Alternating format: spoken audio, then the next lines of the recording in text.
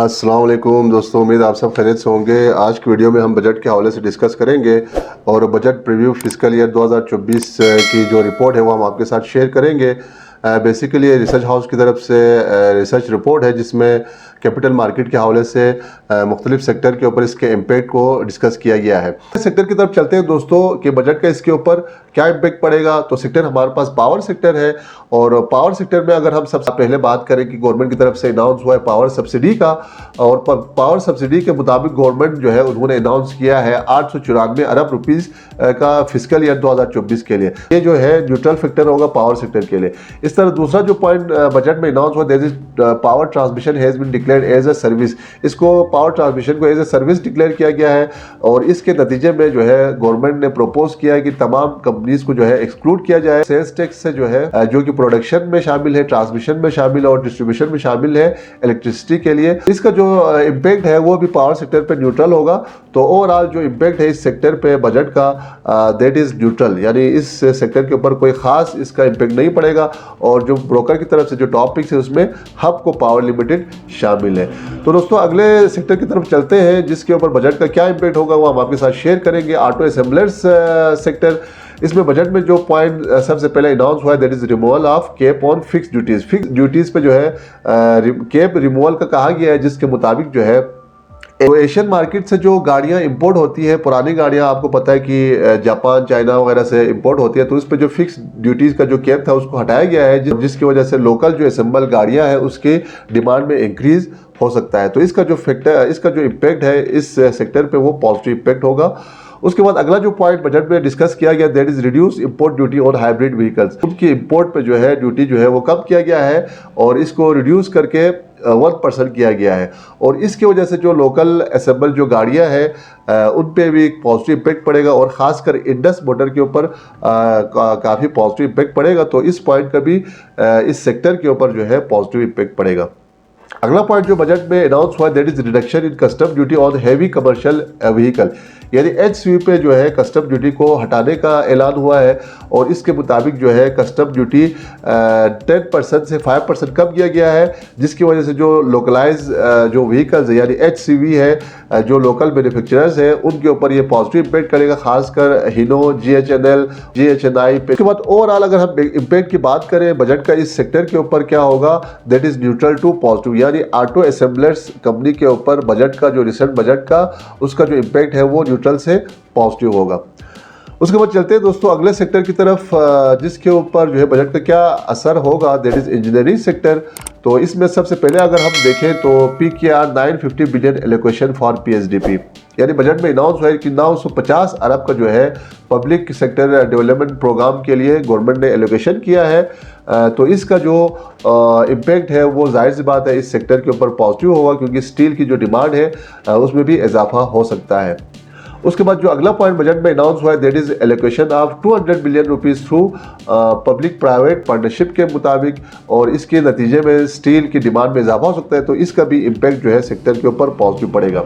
अगला जो point budget में अनाउंस हुआ है that is exemption on import state sale tax for FATA region, यानी इम्पोर्ट में जो सेल्स टैक्स है और ये उन रीजन में जो कि फाटा और पाटा यानी फेडरली एडमिनिस्ट्रेटेड ट्राइबल एरिया और प्रोविंशियल एडमिनिस्ट्रेटेड ट्राइबल एरिया में जो इंपोर्ट होती है उस पर जो है एग्जम्पशन दिया गया है।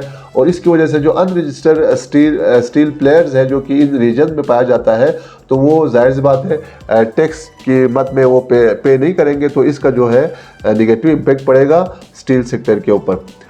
उसके बाद अगला पॉइंट जो बजट में अनाउंस हुआ है दैट इज सुपर टैक्स 10%। हमने देखा कि सुपर टैक्स की वजह से सारे सेक्टर जो है वो उसके ऊपर नेगेटिव इम्पैक्ट पड़ रहा है। तो इसकी वजह से जो अर्निंग सेल्स स्टील सेक्टर की वो 9% तक डिक्रीज हो सकती है। तो इसका भी इम्पैक्ट नेगेटिव पड़ेगा इंजीनियरिंग सेक्टर या स्टील सेक्टर के ऊपर। तो ओवरऑल जो इम्पैक्ट है सेक्टर के ऊपर that is negative to neutral, यानी नेगेटिव से न्यूट्रल होगा इस सेक्टर के ऊपर बजट का। उसके बाद दोस्तों अगले सेक्टर की तरफ हम चलते हैं जिसके ऊपर बजट का क्या इम्पैक्ट होगा वो हम डिस्कस करेंगे, that is chemical sector. Chemical sector के ऊपर बजट का क्या इम्पैक्ट होगा। तो सबसे पहला पॉइंट जो कि बजट में अनाउंस हुआ है इंक्रीज इन सुपर टैक्स का। तो सुपर टैक्स जो 10% लगाया गया है तमाम कंपनीज के ऊपर, इसकी वजह से इनके जो अर्निंग्स है, प्रॉफिटेबिलिटी है, उसमें एवरेज जो है 10% से 23% तक डिक्रीज हो सकता है केमिकल सेक्टर में। तो ये एक नेगेटिव फैक्टर होगा केमिकल सेक्टर के कंपनीज के लिए।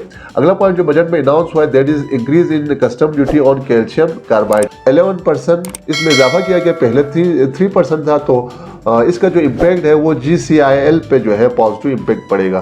तो ये एक पॉजिटिव फैक्टर हो गया इस कंपनी के लिए। उसके बाद जो अगला पॉइंट बजट में अनाउंस हुआ that is abolishment of custom duty on organic composite. Organic composite के ऊपर कस्टम ड्यूटी को ख़त्म करने का अनाउंसमेंट हुआ है, जिसके मुताबिक जो है सॉल्वेंट एंड थिनर्स जो है कंपनी मैन्युफैक्चर करता है, जो कि butyl acetate and dibutyl orthophthalates which improve their margin.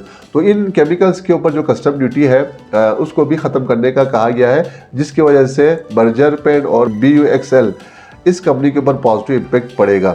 तो ये ओवरऑल पॉजिटिव फैक्टर हो गया इस सेक्टर के लिए।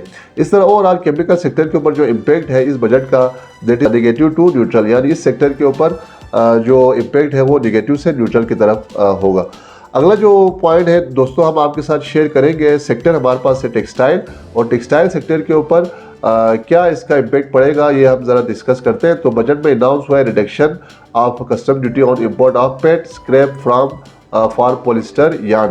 पॉलिस्टर यार्न की जो इम्पोर्ट है उसके कस्टम ड्यूटी को जो है वो डिक्रीज़ किया गया है, और पॉलिस्टर जो फिलामेंट यार्न है जो कि मैन्युफैक्चर करता है पाकिस्तान में दैट इज़ GATI, जिसकी वजह से इनकी जो ग्रास मार्जिन है उसमें इम्प्रूवमेंट हो सकती है।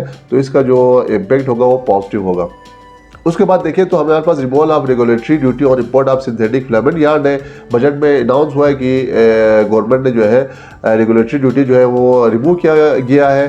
तो ये जो है demand of locally produce synthetic filament yarn, यानी लोकली जो सिंथेटिक फिलामेंट प्रोड्यूस होती है, कंपनीज प्रोड्यूस करते हैं, तो उसके ऊपर ये निगेटिव इम्पैक्ट लगाएगा।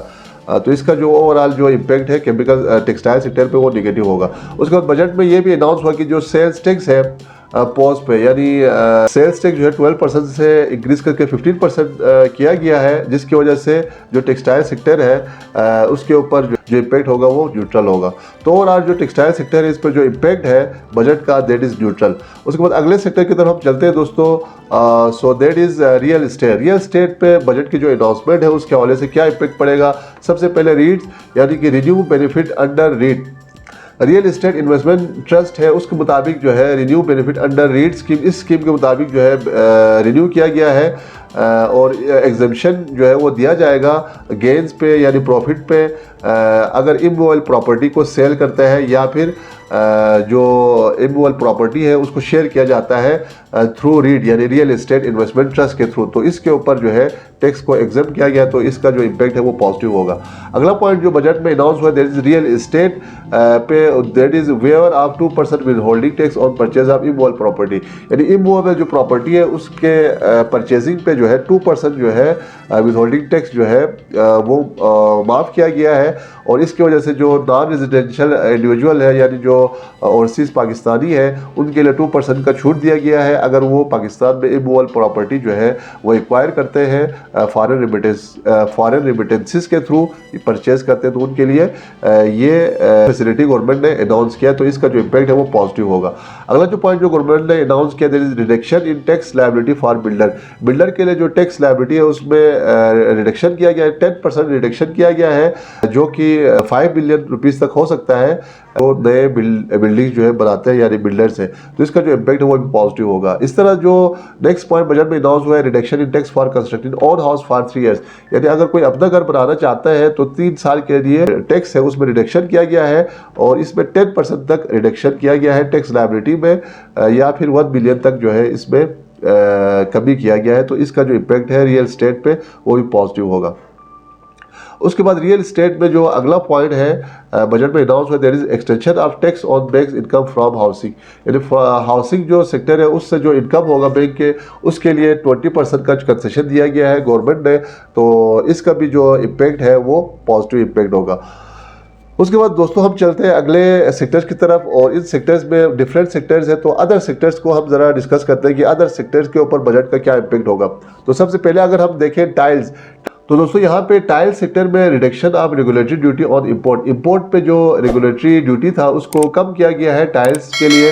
तो इसकी वजह से जो लोकल मैन्युफैक्चरर है जैसे कि STCL, तो इसकी डिमांड में कमी हो सकती है, तो इसका जो इम्पैक्ट है वो नेगेटिव इम्पैक्ट होगा। अगला पॉइंट जो बजट में अनाउंस हुआ है फार्मा के हवाले से, फार्मास्यूटिकल के हवाले से, इसमें एक और API का इजाफा किया गया है। 3 ड्रग्स जो है वो मजीद ड्यूटी रिजीम में ऐड किया गया है, और इसकी वजह से जो इम्पैक्ट होगा वो जो है पॉजिटिव होगा, क्योंकि एक और फार्मा इंग्रेडिएंट जो है वो इजाफा किया गया है गवर्नमेंट ने, और 3 ड्रग्स को जो है ड्यूटी फ्री रिजीम में शामिल किया गया। तो कंपनीज की जो फार्मा कंपनीज है उसके मार्जिन को ये इंप्रूव करेगा, सो पॉजिटिव फैक्टर होगा। अगला पॉइंट जो है लेदर एंड टेनरीज है। लेदर और टेनरीज के हवाले से सेल्स टैक्स को जो है इंक्रीज किया गया है 12 से 15% का, और इसकी वजह से जो रिटेलर्स पोस्ट के थ्रू पेमेंट करते हैं तो ये 3% से इसमें इजाफा किया गया है, तो इसका जो इम्पैक्ट है वो न्यूट्रल होगा।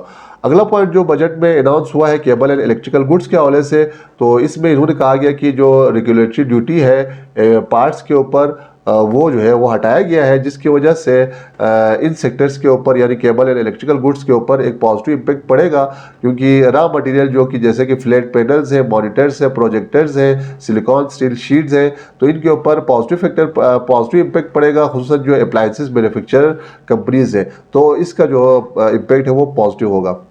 अगला जो सेक्टर हम देखते हैं दोस्तों फूड सेक्टर, तो फूड सेक्टर को जो है exemption of custom duties on raw material for rice machineries, यानी चावल के जो मशीनरीज है उनकी रॉ मटेरियल के लिए जो है कस्टम ड्यूटी जो है उसको एग्जाम किया गया है यानी हटाया गया है, और इस एग्जेम्पशन की वजह से जो कि कस्टम ड्यूटी हटाया गया है इसकी वजह से जो राइस बनाने वाले जो कंपनीज है जो कि मशीनरी इंपोर्ट करते हैं उनके ऊपर एक पॉजिटिव इम्पैक्ट पड़ेगा, जिसमें MFL और यूनिटी लिमिटेड जो है वो शामिल है।